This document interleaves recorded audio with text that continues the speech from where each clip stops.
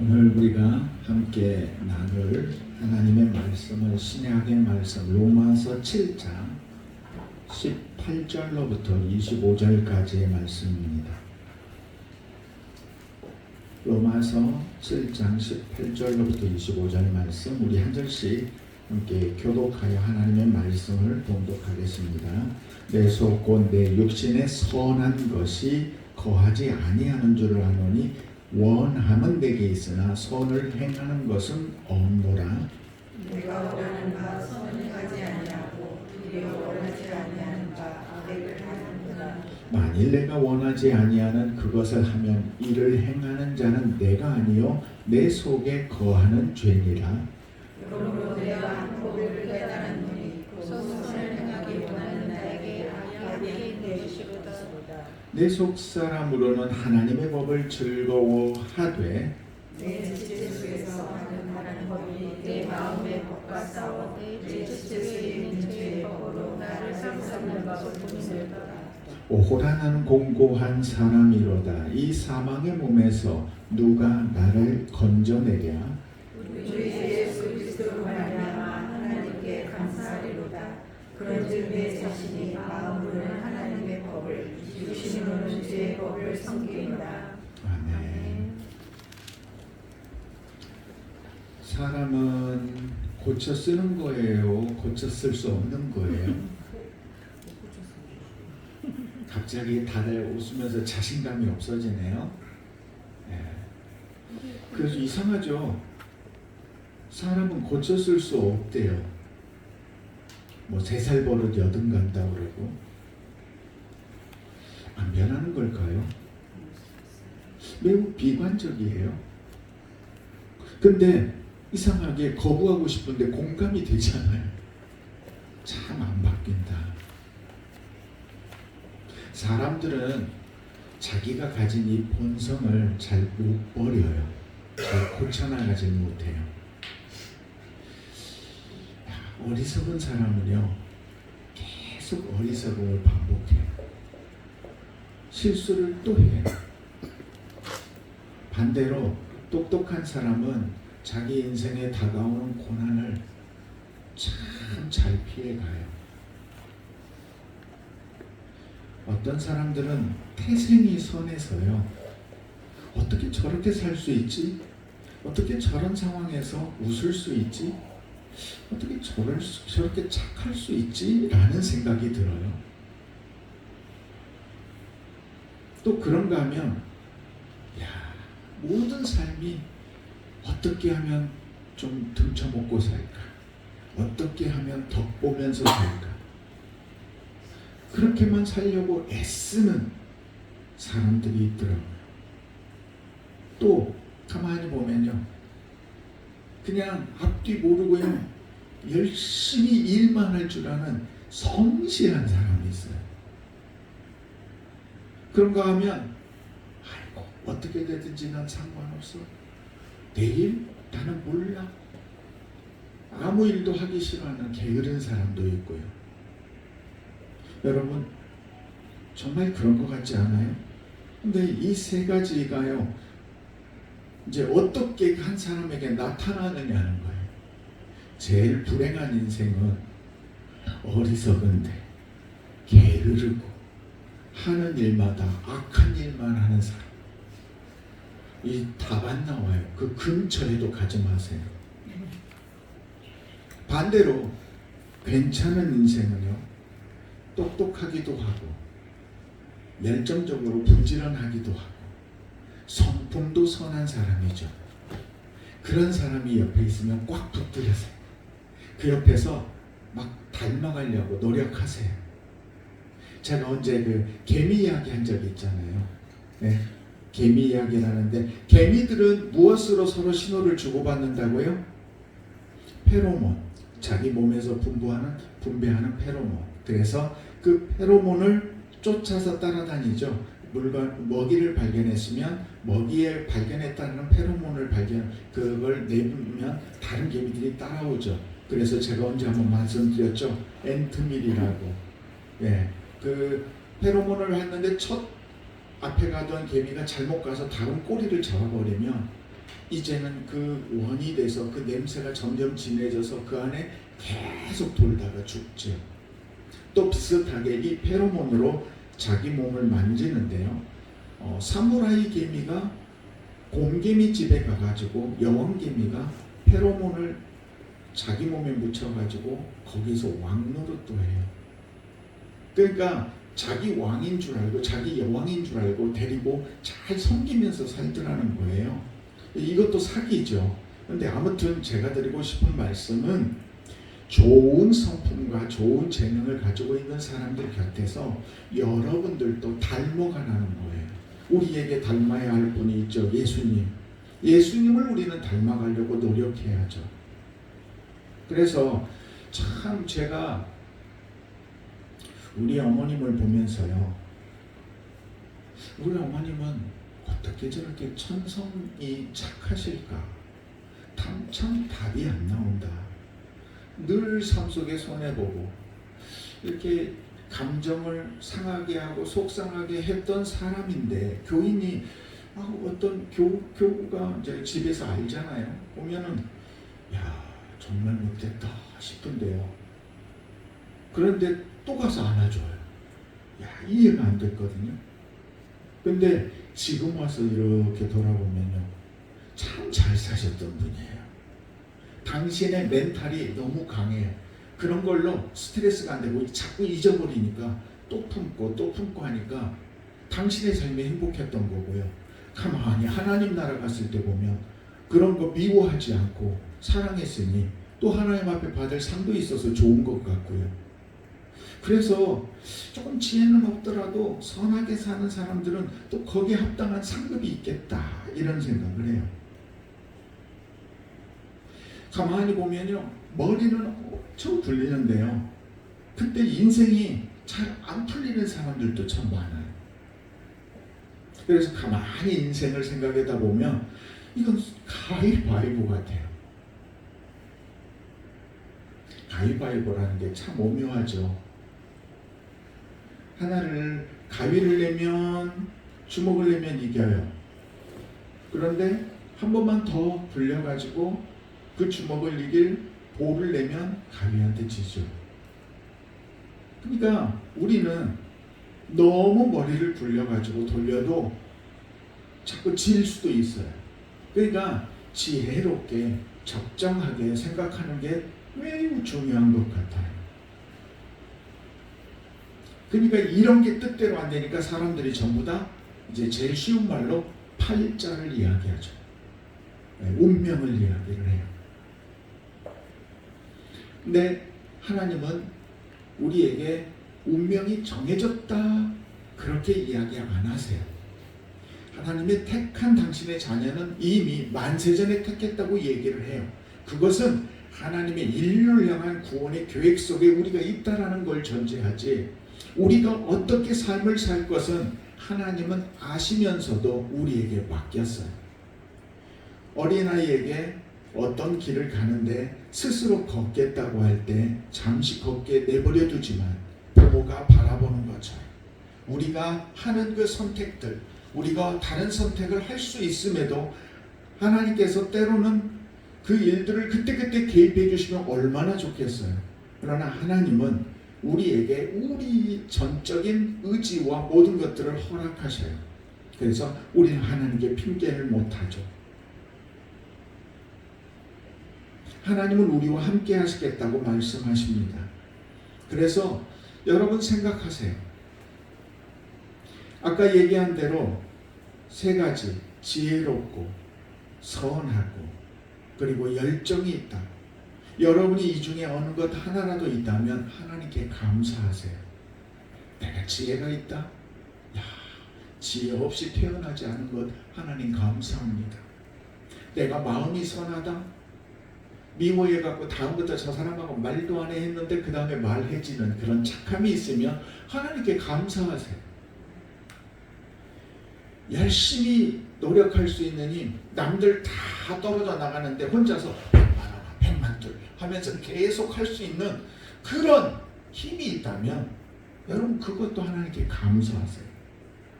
하나님이 여러분에게만 주신 귀한 달란트거든요. 그걸 가지고 인생을 살아가세요. 여러분의 삶을 더 풍요롭게 만들어 갈 거예요. 사람은요, 정도의 차이가 있지만 분명히 바뀝니다. 변해야 됩니다. 죽었으면 안 변해요. 죽은 건 변하지 않아요. 죽은 건 자라지 않아요. 살아있으면 변해요.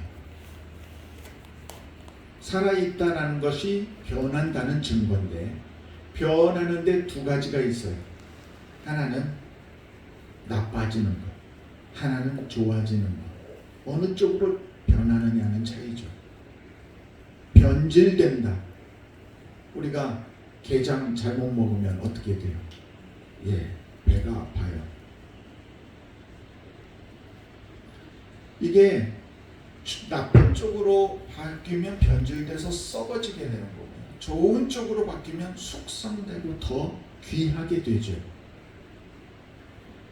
이걸 우리는 신앙적으로는 성화라고 이야기를 해요. 우리 모두는 이 좋은 쪽으로 변해야 됩니다. 변질이 아닌 숙성 쪽으로 말이죠. 그런 면에서 하나님을 열심히 사랑했는데 틀어지게 잘못 사랑했던 가장 대표적인 인물이 사도 바울이에요. 그는 하나님을 열심히 믿고 있었는데 하나님이 아닌 것 같은 예수를 하나님의 아들이라고 믿는 사람들을 보고 박해하려고 막 모든 노력을 다하던 사람이었는데 다메섹 도상에서 만났죠. 주님을 만났어요. 왜 나를 핍박하느냐? 누구십니까? 내가 하나님의 아들 예수다. 내가 지금 하나님의 일을 거스르고 있다고요? 그러면서 깨닫고 돌이키죠. 그때 아나니아에게 이야기하고 아나니아와 만나죠. 근데 하나님께서 아나니아에게 뭐라고 임하세요? 사도 바울을 뭐라고 이야기하죠? 그가 우리 믿는 사람들을 박해하는 사람인데요, 나 그 사람 못 만날 것 같은데요 하니까 하나님께서 뭐라고 그랬어요? 이는 택한 나의 백성과 이방인들을 위하여 내가 준비한 나의 그릇이라고 말했어요. 하나님께서 예비하시고 지금 그의 모습은 대적하는 일인데 하나님께서 택하셨대요. 나의 그릇이래요.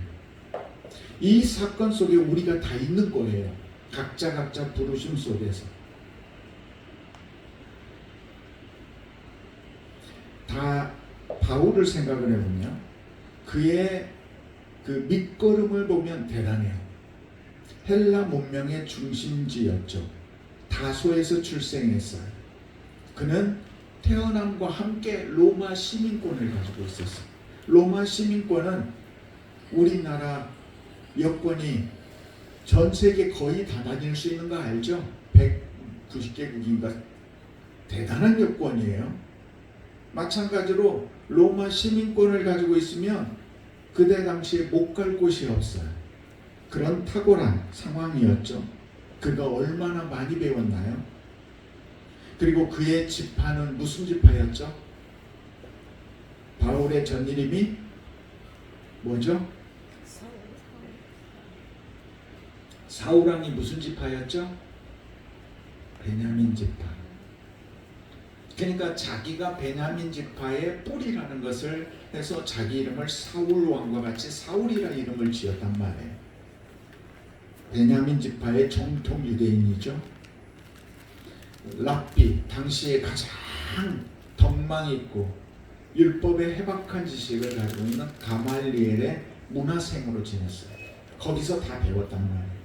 결국 그 시대의 엘리트였어요. 금수저 중에 금수저죠. 그런데 그런 그가 자신이 쌓아놓은 그 모든 것을 배설물처럼 여긴다고 하고 버렸어요. 그 변화 속에 하나님의 놀라운 역사가 있었던 거죠. 자, 이런 변화가 있었다면 그가 완전히 다른 모습으로 가장 거룩한 모습만 나타나야 되는데 그런 그가 오늘 말씀에서 뭐라고 고백해요? 오호라 나는 공고한 사람이야. 누가 이 사망의 몸에서 나를 건져내려 안 된다고 얘기해요. 그 고백이 아주 마음 깊이 다가와요. 나도 안 되는구나. 하나님의 일을 열심히 하고 우리 성도님들 세워가고 인생의 낮은 대로 쓰러지지 않으려고 애쓴다고 하고 있는데도 매번 생각과 행동과 말과 모든 것에 넘어지는 그런 자신을 발견해요. 성경은 의인은 없나니 하나도 없다고 말해요. 정말 의인은 하나도 없어요. 모든 인생들이 다 죄인입니다. 다만 그 죄인을 하나님이 죄 없다 하고 지워주시는 거예요. 용서해 주시는 거예요. 하나님의 자녀로 그냥 삼아주시는 거예요. 그래서 우리가 영생을 받는 거예요. 그런데 아무나 받아주느냐? 그렇지는 않습니다. 예수를 구주로 영접해야 된다는 조건이 있죠. 근데 여기에 예외가 있어요. 나 외에는 아버지께로 올 자가 없느니라라고 예수님이 말씀하셨는데 예외가 있어요? 목사님 사입이 아니에요? 아니요. 자, 우리가 생각해 봐요. 저와 여러분이 신앙생활을 해요. 근데 우리의 아이가 태어났는데 아빠 엄마도 하기 전에 그 생명이 죽었어요. 생명이에요? 아니에요? 생명 맞죠? 사람이죠? 그러면 그 아이가 예수를 구주로 고백을 못했어요. 지옥 가야 돼요? 그런 게 어디 있어요? 자, 보세요. 우리가 하나님을 만난 사람들은 그 만나고 깨달은 거 안에서 예수를 구주로 고백해야 되는 거예요. 이건 복음을 받아들인 자에게 하신 말씀이에요. 복음을 받지 못한 자에게는 자연 계시와 모든 다른 일들 상황 속에서 하나님의 예수님이 하신 말씀대로 주여 주여 하지는 못 않았을지라도 아버지의 뜻대로 행하는 자라야 천국에 들어가리라고 했으니까 그 상황대로, 자, 우리가 장애를 가진 사람은 우리가 정상인이 하는 것만큼을 요구하나요? 아니요. 그가 할 수 있는 만큼을 하면 우리는 잘했다고 하는 거예요. 똑같아요. 듣지 못한 자, 깨닫지 못한 자들, 우리 조상들에 대하여 이야기할 때요, 그들에 대하여 걱정하지 마세요. 하나님은 그들의 삶을 다 아셔서 그 삶 속에 하나님이 원하는 그 삶을 살았는가를 하나님이 판단하시고 그 영혼을 알아서 구원시키셔요. 그게 중요한 게 아니라 지금 우리가 내가 어떤 신앙이냐는 거예요. 저와 여러분은 안타깝게도 핑계를 못해요. 하나님을 다 만났고 들었고 예수님에 대하여 들었으니까. 그러니까 우리는 아는 자가 된 거예요. 알고 나쁜 짓 하면 더 나쁜 거예요. 그래서 벌이 큰 거예요. 예수님 뭐라 그랬어요? 많이 맡긴 자에게는 어떻게 조금 찾겠다고요? 아니요. 많이 맡긴 자에게는 많이 찾겠다고 하셨다는 거예요. 그래서 우리는 달란트의 비유대로 받은 만큼 땅에 묻어두는 자가 되어서는 안 되고 그것으로 열심히 수고해야 되는 거죠. 그런데 그 노력을 하고 있는데 오라 나는 공고한 사람이로다 넘어지는 자신을 발견하는 거예요. 괜찮아요. 넘어지는 것은 그럴 수밖에 없어요. 우리의 인생 자체가 우리가 가지고 있는 열정이라는 것이요, 때로는 조금만 바뀌면 욕심으로 바뀌거든요. 그래서 욕심으로 바뀌기 시작하면 다른 못된 일들, 해서는 안 되는 일도 하게 되는 거예요. 그러니까 본질이 나쁜 게 아니라 본질을 내가 어떻게 선택하느냐에 달려있는 거죠. 공고한 사람이라는 이 말뜻은 헬라어 그 원어를 보면요, 타라이포로스라는 뜻이에요. 타라이포로스. 공고한 사람, 타라이포로스. 근데 이 단어는요, 어떤 상황에서 사용되는 단어냐면요, 전쟁을 했는데 전쟁에서 져서 포로로 잡혀가서 갇혀있는, 속박되어 있는 상태. 전쟁을 할 때에는 이기려고 싸우죠. 질 줄 몰라도 열심히 싸워요. 근데 져버렸어요. 결과가 나왔어요. 그래서 아무것도 할 수 없어요. 조금만 위험하면 이제는 잡혀있는 상태에서 언제 내 목이 달아날지 모르는 바로 그 상황. 그렇게 절망적이고 낙심적인 그 상황이 타나이포로스라는 거예요. 그러니까 바울이 얼마만큼 지금 내 자신이라는 존재가 얼마나 형편없는 존재인가를 고백하고 있는 거죠. 이게 저와 여러분의 믿음의 현주소예요. 거기까지도 내려갈 수 있어요. 사람을요, 궁지에 몰면요, 진짜 악해지는 모습을 저는 봤거든요. 자, 그럼에도 불구하고 저와 여러분에게는 여전히 희망이 있어요. 바로 성령 하나님의 도우심 속에서 가능해요. 오늘 말씀 읽었죠? 돌아가셔서 로마서 8장을 읽어보세요. 생명의 성령의 법이 죄와 사망의 법을 이기고 성령 안에서 우리가 온전해진다는 말씀이에요. 그것만이 우리가 우리 힘으로는 공고한 사람이지만 성령 하나님 안에서 공고하지 않은 사람이 될 수 있다는 거예요. 그 비결을 발견하는 거예요. 그래서 자기의 연약함 속에서 성령 하나님의 도우심 속에서 강해지는 것을 고백하죠.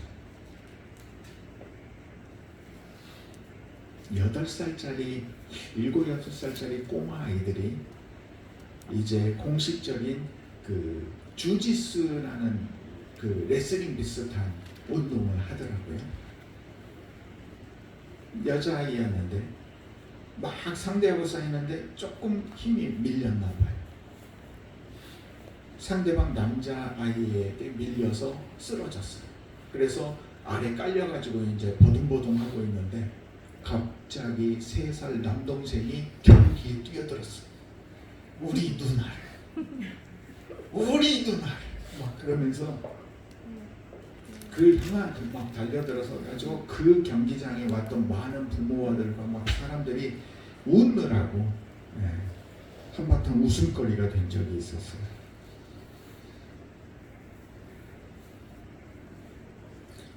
결국 떼어내고 이제 다시 경기를 했는데 누나는 졌더라고요. 재미있는 이야기지만 여기에 중요한 건요, 동생이 그렇게 뛰어들어서 돕는다고 이기는 것도 아니고요, 경기는 누가 해야 되는 거예요? 누나가 해야 되는 거예요. 그리고 졌어요. 테니스 선수가 코치가 있어요. 세계 최고 정상 A급 코치예요. 자기가 경기를 하다가 자꾸 지니까 라켓을 코치한테 주면서 내 대신 싸워서 이겨주세요. 돼요? 안 돼요? 안 되는 거예요. 우리 인생도 마찬가지예요. 많은 그리스도인들이 삶의 고난을 만나면요, 자꾸 하나님 나가서 싸워주세요. 하나님이 대신 이겨주세요. 자꾸 그러다라는 거예요. 여러분, 하나님이 대신 싸우면요, 하나님이 승리하신 거예요.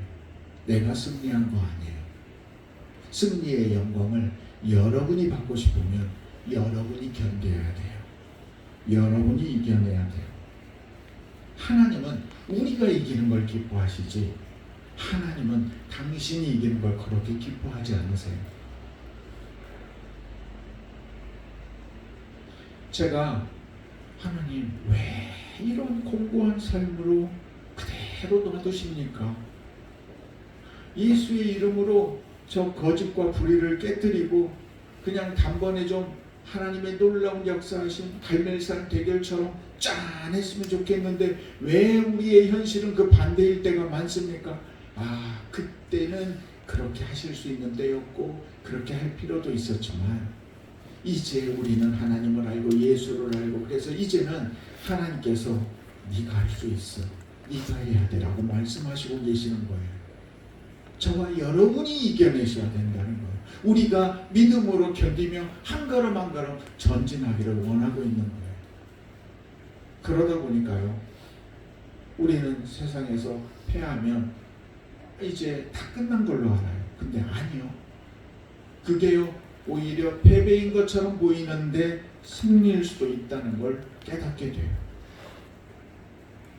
공고함은 우리를 힘들게 하지만 그 공고함 때문에 성령 하나님이 필요하다는 걸 알 수 있어요. 성령 하나님의 도우심 속에서 내 마음의 위로를 받는 거예요. 그러면서 온전해지는 거예요. 어떤 사람들은 성경에 복음서에 거지와 나사로의 이야기가 있는 걸 싫어하는 사람들도 있더라고요. 거지와 나사로의 이야기 아시죠? 거지 나사로는 그 어리석은 부잣집 앞에서 살다가 죽었어요. 부자도 살다가 죽었어요. 그런데 한 사람은 아브라함의 품에 안겼어요. 천국에 갔다는 얘기죠. 또 한 사람은 지옥에서 고통받고 있다고 얘기했어요. 자, 여기에서 우리가 지옥 가면 안 된다 그런 생각도 할 수 있겠는데 잘 생각해 보세요. 거지 나사로가 살아있는 동안에 부자가 됐나요? 거지 나사로가 자기 아픈 헌대를 긁으면서 괴로워했었던 그 삶의 질병이 나았다고 성경은 기록하고 있나요? 아니에요. 어쩌면 그는 그 삶을 끝까지 힘겹게 살다가 끝났을 수도 있어. 네, 하나님은 그러시죠. 그가 세상에서 고난을 받았으니 여기서 위로받는 것이 합당하다라고 얘기했어요. 그러니 거지 나사로는 실패자인가요? 아니잖아요. 여러분, 우리가 살아가는 삶 속에 계속 고난이 반복될 수도 있어요. 안타깝지만 그런 일들이 보여요. 그러나 그럴지라도 그런 삶은 결코 실패의 삶이 아니에요. 패배자가 아니고 승리자일 수 있어요. 마음가짐이 중요한 거죠. 성령 하나님을 의지하고 그분께서 보혜사, 돕는 자로 함께 하신다는 걸 믿으셔야 돼요. 그래서 싸움에 나가는 것은 하나님 내보내지 말고 여러분이 나가서 싸우셔야 돼요. 주님이 뭐라고 그랬어요? 십자가 내가 지겠다. 담대하라. 내가 세상을 이기었노라 하십니다. 내가 이겼으니 너희도 이길 수 있다라고 말씀하시는 거예요. 제가 지금 살아가는 삶이요, 저는 불의한 자들과 싸운다고 생각하지 않아요. 불의한 것도 해도 괜찮다고 말하는 사단에게 속아서 불의한 일을 행하는 안타까운 사람들과 그 사람들을 바라보며 그 뒤에 있는 사단과 싸우는 거예요. 바울과 비교할 수 없을 정도로 저도 넘어지고 또 넘어지는 제 자신을 발견하면서도 아니야, 지지 않아. 나는 이 넘어짐이 실패라고 생각하지 않아. 성령 하나님 안에서 난 일어설 수 있어. 이런 마음을 갖게 되면요, 이제 어느 순간부터 죄 짓고 있는 그 사람, 넘어지고 있는 실패하는 그 사람들을 공고함으로 안타까운 마음을 바라볼 수 있게 되는 거예요. 자, 여러분, 우리가 살고 있는 이 세상은 완성된 인간이란 아예 존재하지 않습니다. 일본의 그 신학자 우찌무라 간조, 그분이 완전히 죄짓지 않는 사람은 사람이 아니다 그랬어요. 그는 하나님이다 그랬어요. 우리는 자꾸 막 성화, 우리는 완전해지고 거듭났으니 절대 죄짓지 않고, 아니요. 우리는 우리의 본성, 성품, 그 모습 안에서 조금씩 변해가는 존재들이에요. 포기하지 마세요. 조금씩 주님께 한 걸음씩 나가며 변화의 삶을 걸어가는 저와 여러분이 되시기를 예수님의 이름으로 축복합니다. 공고한 사람이라고 낙심하지 마시고 그 공고함 속에서도 소망 가운데 성령 하나님을 붙잡고 의지하는 바울처럼 성령 하나님 붙잡고 이 땅의 삶에서 승리의 삶을 살아가는 우리 기도원 교우들 다 되시기를 예수님의 이름으로 축복합니다. 아멘. 기도드리겠습니다.